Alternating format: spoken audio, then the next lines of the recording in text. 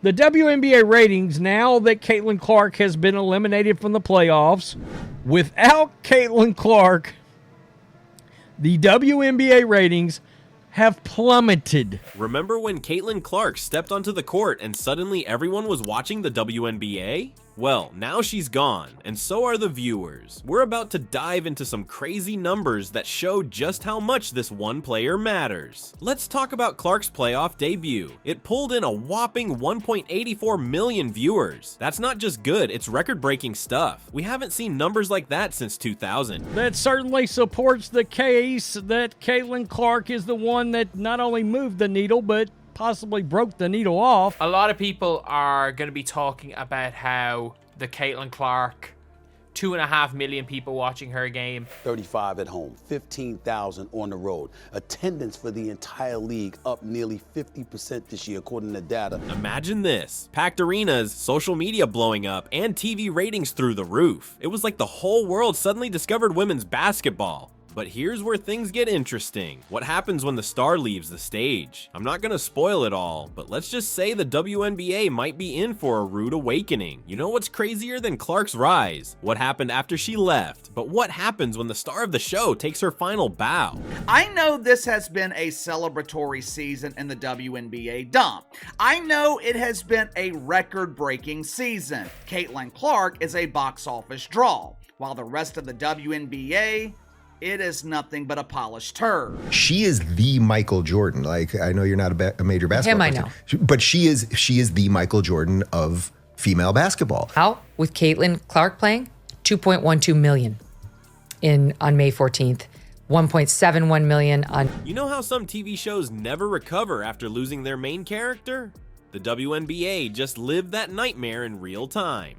We're about to dive into some stats that'll make your jaw drop, and they might just reveal the league's biggest weakness. Let's talk numbers because they tell a story that's almost hard to believe. The WNBA has seen record-breaking numbers this season. Indiana Fever are pretty much blowing out every other team. They are averaging almost 16,000 per 39 game. How? With Caitlin Clark playing, 2.12 million on May 14th.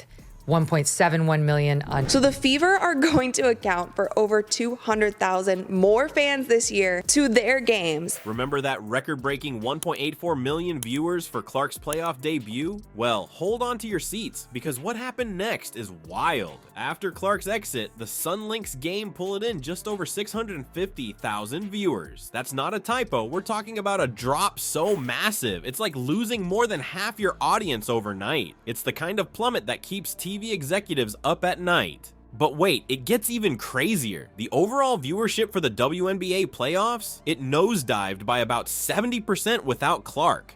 And the ratings have come out for said WNBA playoff games that no longer have Caitlin Clark involved. And her refusal to give Caitlin Clark her due because, well, it is Caitlin Clark. And again, the ABC matchup drew 929,000 viewers, which is a good number for the WNBA. However, that was down nearly 50% from last Sunday's Fever contest.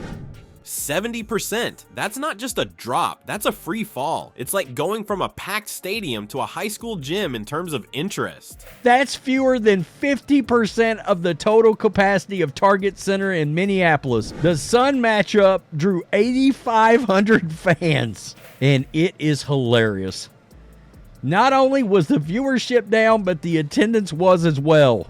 And I think we have to look at this two ways, and that it tanks in comparison to Caitlin Clark. Now, you might be thinking, okay, but what about the big games? Surely they held up, right? Well, let's look at the Liberty Aces semifinal. This was supposed to be the marquee matchup, the one everyone was waiting for. How many viewers did it get? 929,000. That's less than a third of the peak during Clark's game. No, we're pulling for the Indiana Fever and Caitlin Clark. That's it. And let me speak for every one of those fans when I say I enjoy watching her play, and that makes me happy. I don't give a rip about any other team in this league. The Indiana Fever, all right, with Caitlin Clark. Led the league in attendance both home and on the road. But here's the thing, this isn't just about TV ratings. The impact is hitting where it really hurts, in the arenas. That Sun Lynx game we talked about, it drew only 8,500 fans. Now, that might sound like a lot, but we're talking about less than half of what the Target Center can hold. It's like playing in a half-empty arena. Even the Liberty Aces series, which should have been the hottest ticket in town, couldn't sell out. They didn't even make it to 75% of their arena being full. The Liberty and the Aces couldn't sell out. According to ESPN, the attendance was 14,015 fans of one of the most highly anticipated playoff series this season between two teams. By the way, Caitlin Clark sold that joker out twice. They pulled in 14,015 fans, which is just under 75% capacity in the playoffs. This is supposed to be when excitement is at its peak, but instead it feels like the air has been let out of the balloon. Basketball fans that was watching this league, one of the very few before Caitlin Clark came along, congratulations. As soon as her game doesn't happen, as soon as she's out, they tank in viewership. I'm just looking at some of the numbers here. When we talk about league attendance.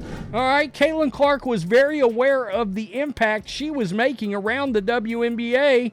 So what does all this mean? It means that without Caitlin Clark, the WNBA is struggling to keep eyes on screens and butts in seats. And for everyone who being like, oh, Caitlin Clark set the record against the Sun, I'm sorry if that was against the Liberty. Yes, the Lynx and the Sun didn't have that many viewers, because let's be real, no one wants to watch the Connecticut Sun play basketball. Million. That game last Sunday, 1.84 million. But on the game Sunday, the Liberty and Aces game 1, it was the most viewed semifinal game ever. We're not talking about a small dip here. This is a seismic shift that's shaking the very foundation of the league. Think the ratings drop is wild? Wait till you hear about the records. In the WNBA, because the numbers are in for the month of May. Saying that since the start of the regular season, sales of WNBA merchandise are up over 500%. So impressive. Another thing that we've seen jump so much this season in the WNBA is merch sales. Merchandise sales are up 450%. One player, 62 shattered records in a single season. That's not just game-changing, it's league-altering. And we're just getting started. Caitlin Clark didn't just show up to play, she rewrote the entire playbook. We're talking about a rookie who led the league in assists and three-pointers. That's unheard of. She dished out 337 assists in a single season. That's not just good, that's video game numbers. But here's where it gets crazy. Clark's impact goes way beyond the court. Fan gear sales over the first half of the season at the highest in league history. You saw other folks trying to get at her and trying to get at her team, and you saw fans and all of this other stuff going on, which we will get into, right? Serena Williams, you were watching her. Correct. With Simone Biles, you were watching her. Caitlin Clark got you watching the league. She has you transfixed on the entire league. That's why I brought up Michael Jordan and Larry Bird. Her jersey, it's the top-selling rookie jersey in WNBA history. We're not just talking about a player here. We're talking about a brand, a phenomenon. Every time Clark steps on the court, cash registers start ringing. You know what's insane? Even when Clark's not playing, she's still changing the game. Away games were selling out because of her. Imagine being so popular that you're filling up other teams' arenas. That's the Caitlin Clark effect for you.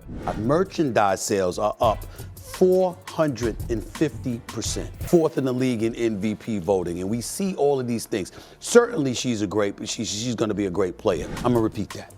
Merchandise sales are up 450%. Saying that since the start of the regular season, sales of WNBA merchandise are up over 500%. Her teammate, Kelsey Mitchell, put it best. I don't think people would know us without Caitlin. Think about that for a second. One player is putting an entire team on the map. It's not just about Clark anymore. It's about how she's elevating everyone around her.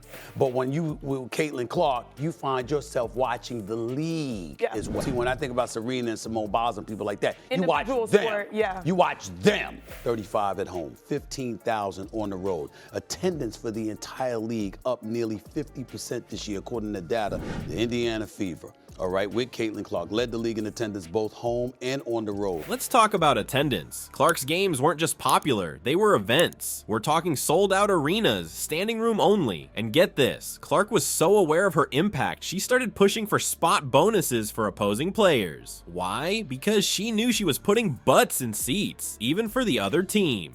So impressive. Another thing that we've seen jump so much this season in the WNBA is merch sales. Fan gear sales over the first half of the season at the highest in league history. You saw other folks trying to get at her and trying to get at her team, and you saw fans and all of this other stuff going on, which we will get into, right? Serena Williams, you were watching her. Correct. With Simone Biles, you were watching her. Caitlin Clark got you watching the league. The Caitlin Clark effect isn't just about one player shining bright, it's about how that light is reflecting on everyone else. Suddenly other players are getting more attention, other teams are selling more tickets, the whole league is buzzing. When the only games on ESPN, as far as I'm aware, that broke 1 million were all Caitlin Clark games. And all-time records were digital consumption and merchandise sales. Look, I would say 75% of that is based on Caitlin Clark. But we have to also take into account that they're still breaking records. Like, they are breaking records. Obviously, 1.19 million viewers on ESPN platforms. Hilariously. You want to know how big this is? Clark's rookie season was the highest viewed season in WNBA history. Not just for rookies, for anyone, ever. She didn't just move the needle, she broke the meter. But here's where things get complicated. Clark has become the face of women's basketball, and while that's amazing for her and exciting for fans, it raises some big questions for the league. What happens when one player becomes bigger than the game itself? Fourth in the league in MVP voting, and we see all of these things. Certainly she's going to be a great player. I'm going to repeat that.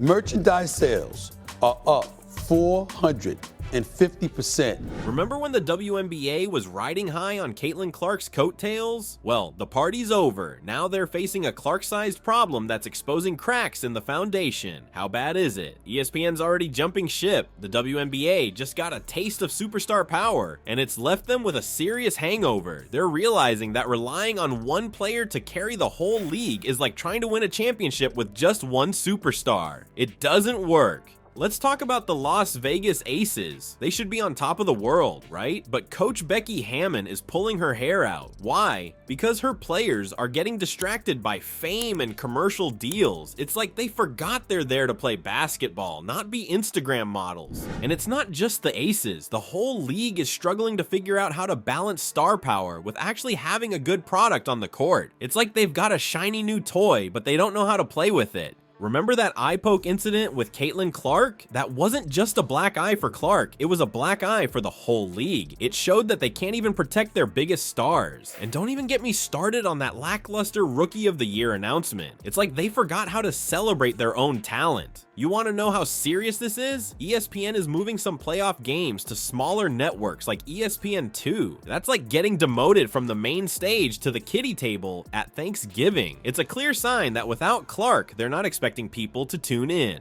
WNBA Commissioner Kathy Engelbert tried to play it cool, saying no league's ever about one player. Come on, we all know that's not true. The NBA had Michael Jordan, the NHL had Wayne Gretzky, star power matters, and the WNBA just lost its brightest star. But here's the thing, it's not all doom and gloom. The WNBA has seen some of its best viewership numbers in years. That means there's an audience out there. They just need to figure out how to keep them watching even when the biggest star isn't on the court. The league is at a crossroads. They've seen what a star can do, but relying on one player is risky business.